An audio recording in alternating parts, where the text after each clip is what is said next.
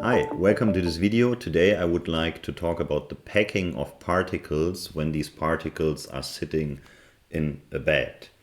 And therefore you learn how to describe the packing of these particles when they're sitting in the bed. And we take a look at different particle arrangements. So there are different ways how these particles can arrange themselves and how to describe this.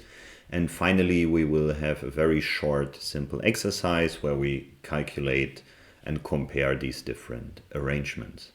So if you think about spheres packing in granular bed, so if you have particles like we have here sand in this tube, or also could be also others like here these sweets, they are also particles which are kind of packed, but we assume spheres, so we keep it simple. And generally we can differentiate between two cases, and these two cases is that the particles are arranged periodically in repeating cells. So we have a pattern, and this pattern is repeating itself. We call this packings. Or particles form a uniform random arrangement, right? And both could happen in such a case when we have the particles somewhere. And normally, and also for this sand, we would say this is a random arrangement. We don't put them in specific positions. So a random arrangement is usually assumed. And in the further videos, we will talk about the flow through porous systems, and therefore we need to know their arrangement. And to describe this situation, we basically need two parameters. And this is the porosity of the bed. So what is the voids in here, or how dense the particles are packed, and what is the height of the bed, if it's like this or like this or like this. And if we know these two parameters, we can describe the packing of a granular bed. So the porosity is basically the amount of voids in the total volume of the system. So it's epsilon, and this is the volume of the void. So in this case, we have some air between the particles, and if we sum up all the volume of the air in this whole bed, this would be the volume of the voids. And if we divide it by the total volume of the bed, so all what you see here with sand is the total volume, then we would get the porosity. Or we could take the solid volume, so we calculate or measure the volume of the spheres, of the particles, and divide this by the overall volume of the full bed, and then 1 minus volume of the spheres divided by overall volume gives the porosity of the system. So it's an information about the gaps between the particles. The larger the porosity, the larger the gaps between the particles. And the second, which is often used, is the solid packing fraction. This is 1 minus porosity. So this is the ratio of the solid volume divided by the overall volume. Okay. So the higher the packing fraction, the denser, the more dense is my bed packed. Okay.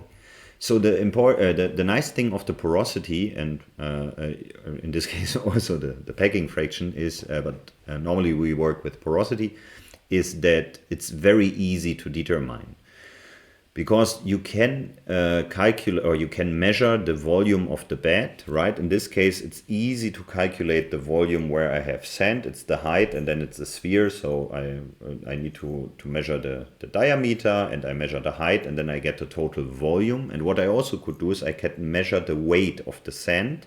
And with the weight and the density, I would get the volume, and then 1 minus gives me the porosity. So we really like to work with porosity and solid packing fraction because we easily can determine these values. So there are different arrangement particles can have in a bed, and the easiest one is simple cubic packing, and there's means that the spheres are stacked, that each particle is directly above the other, and they form a cubic lattice. And this is what you see here. So you have a reactor or a tube or whatever, and the bed of particle is here, so it's easily to determine the overall volume, and each particle is sitting next to each other, and in the next row just above them. And this is what we call simple cubic packing. And to determine the volume of this system is easy because it's the diameter of the particle. So if you know the diameter of one particle, you have to cube it, right, in each direction, a three-dimensional system, and then just the amount of them, right, amount in this direction, and in the third dimension. And then we would know the volume of the bed. And if we now want to know, or first, each particle touches 6 neighbors, so one above, below, left, right, and in front and behind. So this is, and gives the coordination number of 6.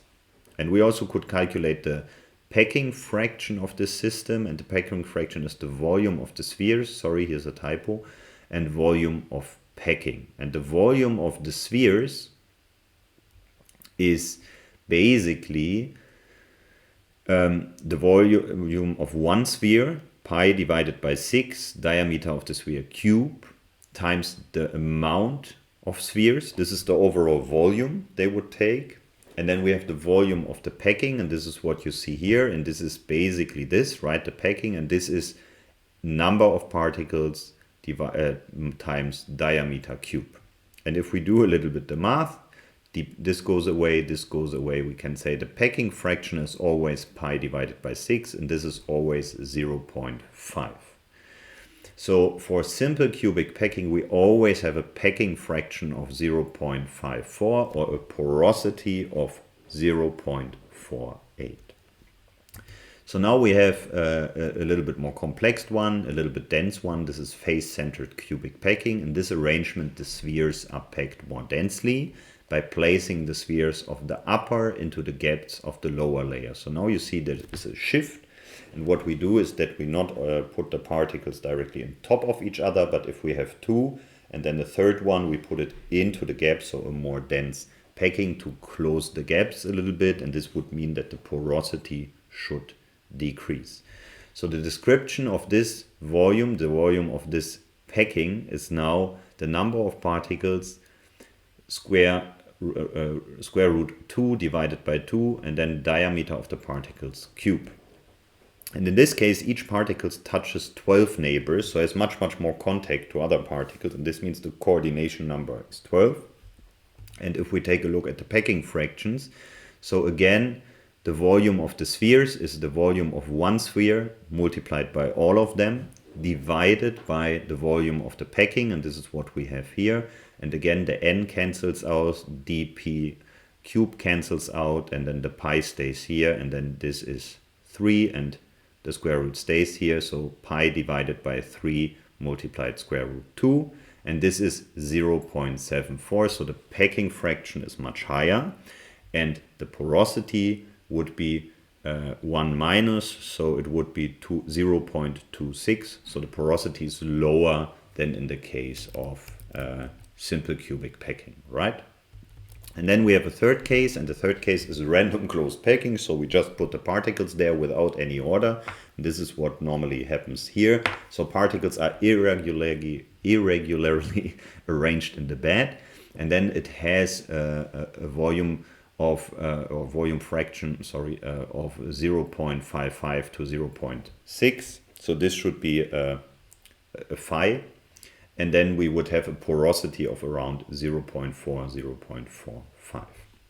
So we have a disordered arrangement, no long range periodicity, and this gives a coordination number between 4 to 7, because it's always a little bit changing the number of contacts, and this also depends if we have close or loose packing. So in case of loose packing, we only have 4 or 5 contacts, and in case of close random packing, we have 6 or 7 contacts. So the packing density is also process dependent, because there's a difference if you just pure the particle or if you vibrate or compress. And in this way, of course, you would go from loose to close packing and increase the number of contacts. But this represents realistic packing behavior in granular materials and is very often used in flow through beds and so on, as we will see in further videos. Okay, so with this I would like to go to a small exercise, and this is the cannonball problem, because this is basically how all this math grew up, because what you see here are particles and they are stacked, And they're big particles. It's a cannonball, but at the end it's a spherical particle, and we want to put them in a bed, right? And here's a small exercise. So your name is Hendrik or Henrike van der Meer. You're a ship officer for the Dutch East India Company, and it's the year 1652. And your ship, the Swan, is ready to set sail in a few days on a long and dangerous voyage to the Spice Islands, which is nowadays Indonesia. Your mission is to bring valuable spice to exotic good back from Europe, back to Europe, sorry. But before the ship can depart, all preparation must be completed, including the storage of 500 cannonballs, essential for defending against pirates and enemy ships.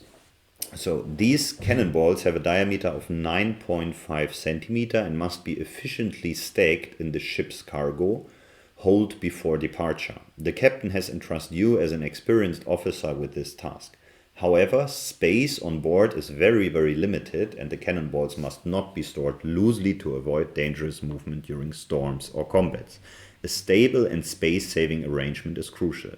Now you face the challenge. How can you stack the 500 cannonballs as efficiently as possible to occupy the least space? You know that different stacking arrangement require a different amount of space. So, in a simple cubic arrangement, as we discussed, each ball is stacked directly above the one below. So the volume it's occupied is the number of cannonballs multiplied by the diameter. Then we have face-centered cubic arrangement. The balls in the upper layer are placed in the gaps of the layer below. And here we have the equation given in the radius of the cannonball. Looks a little bit different. And we also could just throw them there randomly, and therefore we have a packing density of 0.6. And you have two, again, sorry for this, so task 1, task 2. Your goal is to determine which arrangement is the most efficient and how much total space these cannonballs will occupy in the ship's cargo. So what is the best way to pack the cannonballs? And if the captain orders additional supplies to be stored in the cargo hold, how many additional cannonballs could you fit using the most efficient arrangement if the available space is increased by 10%? So finally, we also win 10%, and how much cannonballs can be stored more. Okay, so for the first task, we first calculate the volume of one cannonball. So it's a sphere, so it's pi divided by 6 multiplied by the diameter of one cannonball cube, and this is pi divided by 6 multiplied 9.5 cube, and then it gives cube centimeter, and this is 484.7 cubic centimeters. So this is the volume of one cannonball in the ship. And we need 500 of them, so now we just calculate each value depending on the packing.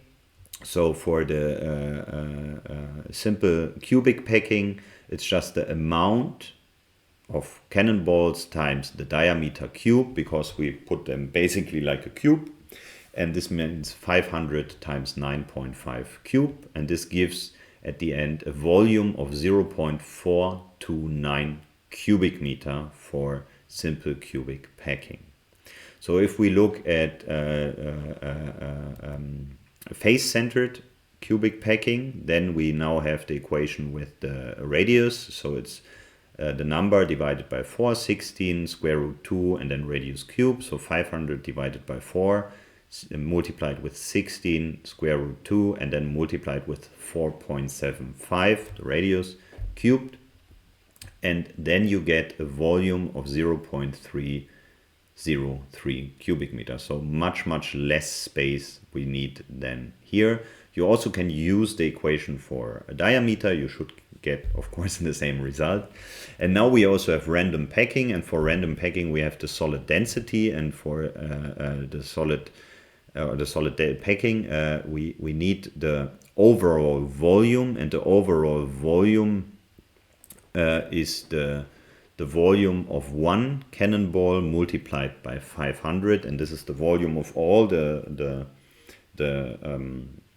cannonballs we have, and then we divide it by 0.6, so to consider the packing, the random packing, and this means we would need a volume for 0.374 cubic meter. So we see by far the best one is the face-centered cubic packing, which is much less than the other two, and the worst is the simple cubic packing, and in between we have the random packing. So this is the one we should choose in our ship. And now if we have 10% more space, we could determine the new additional volume, and this is basically 0.1, 10% times the phase cubic centered packing, and this means 0.3 multiplied by 0.1 multiplied by 0.303 cubic meter, which is roughly 30,300 cubic centimeter. And this gives a new amount of cannonballs, and the new amount of cannonballs is the new volume times the the packing density of the this packing divided by the volume of the full of one cannonball. And this gives at the end, so 30,300 times 0.74 divided by the volume of one cannonball, and this gives 49.97. And since we cannot pack a point something cannonball, it means with these 10% more space we can put 49 more cannonballs into the ship. Okay, I think this was quite easy, but maybe it helps a little bit to get the ideas of these different packings. And with this, I hope you learned how we describe the packing and of particles in a bed, and that you are able to differentiate the different arrangements, at least a few of them, which are important in particle technology. And with the a small simple exercise, I hope you, it helps you to understand the idea of packing. So with this, I would thank you for watching the video, and if you have any questions, just let me know.